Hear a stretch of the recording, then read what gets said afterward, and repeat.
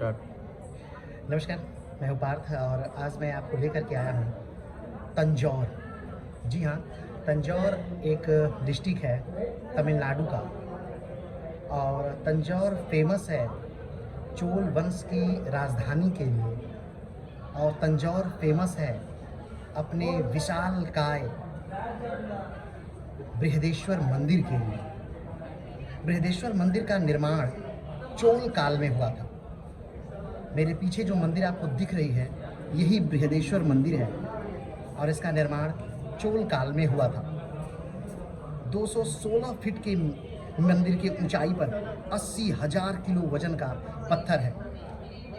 मंदिर की जो ऊंचाई है नीचे से ऊपर तक वो 216 फीट है और जो उसके ऊपर जो बड़ा सा पत्थर आपको दिख रहा है वो 80,000 किलो का है। बृहदेश्वर टेम्पल तंजावुर में है जो तमिलनाडु में है। Brihadeeswara temple gateway of India से 85 फीट ऊंचा है। इस मंदिर का निर्माण राजराज चोल ने किया था। राजराज चोल शैव धर्म को मानते थे और उनके कुल देवता चिदंबरम नटराज थे, इसलिए उन्होंने यह मंदिर बनवाया। बृहदेश्वर टेम्पल की डिज़ाइन राजराज चेरुथर्रन ने बनाया था। बृहदेश्वर मंदिर उस समय की बुर्ज खलीफा थी, यानी यूं कहा जा सकता है कि जब ये मंदिर बनी थी उस समय भारत में ही नहीं पूरे विश्व में इससे ऊंची मंदिर कोई नहीं थी। टेम्पल का गर्भगृह में शिवलिंग है जो 3 मीटर ऊंचा है। इस मंदिर को बनाने में 27,000 क्यूबिक मीटर ग्रेनाइट का प्रयोग हुआ है, लेकिन ये ग्रेनाइट पत्थर इस तंजावुर में नहीं था। ये ग्रेनाइट पत्थर कहीं बाहर से मंगाना पड़ा।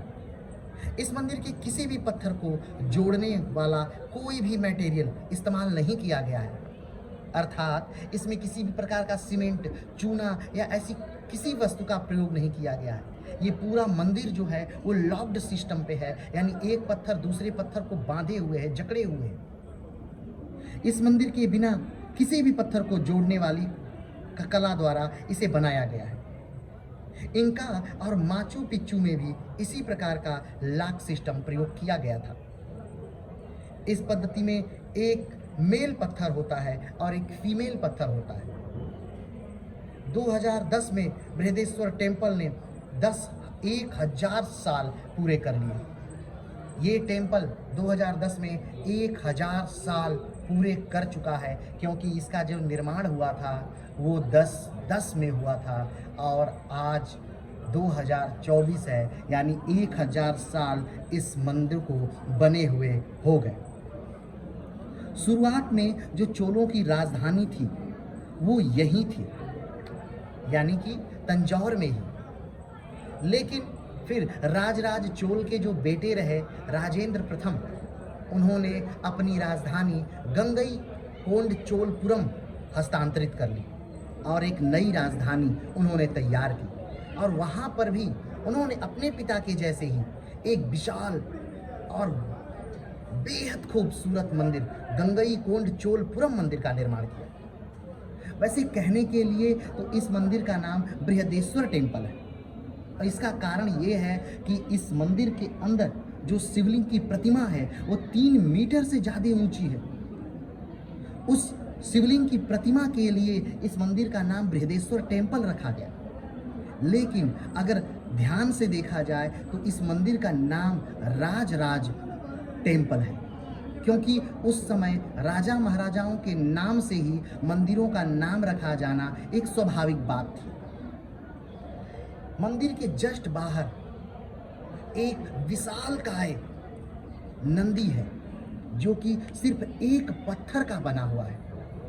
भारत में एक पत्थर का बना नंदी ये दूसरा सबसे बड़ा नंदी है। पूरे भारत में ही नहीं बल्कि पूरे विश्व में इस प्रकार का ग्रेनाइट पत्थर से बना इतनी बड़ी इमारत आपको कहीं नहीं दिखेगी। एक बात और समझने वाली है कि ये मंदिर बिना नींव की है।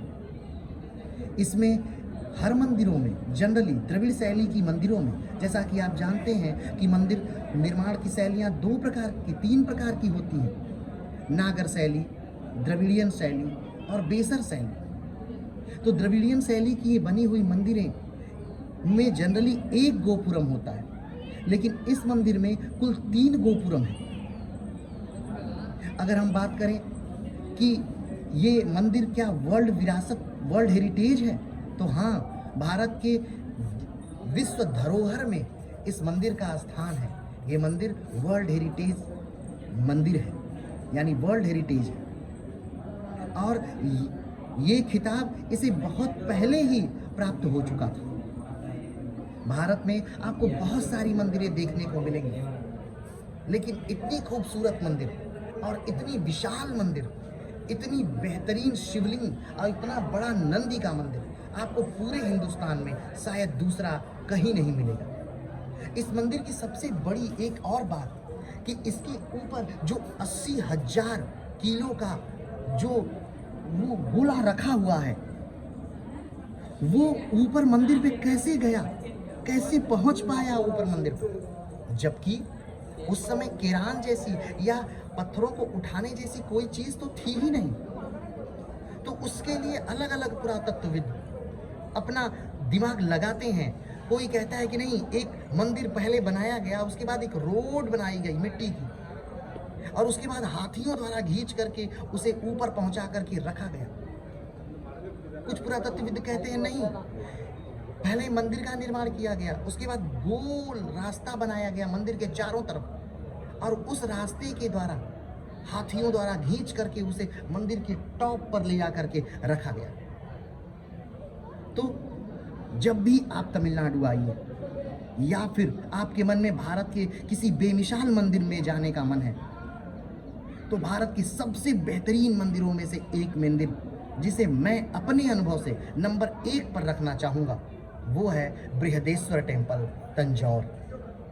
लेकिन बृहदेश्वर टेम्पल से आप कंफ्यूज मत होइएगा, क्योंकि यहाँ से 60 किलोमीटर की दूरी पर गंगईकोंड चोलपुरम टेम्पल भी है, और उसे भी बृहदेश्वर टेम्पल ही कहा जाता है, लेकिन उसका नाम गंगईकोंड चोलपुरम टेम्पल है, और इसका नाम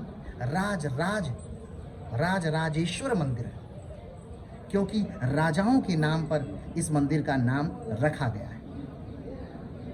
अपने बृहद आकार के कारण ये दोनों मंदिर बृहदेश्वर मंदिर के नाम से जाना जाता है।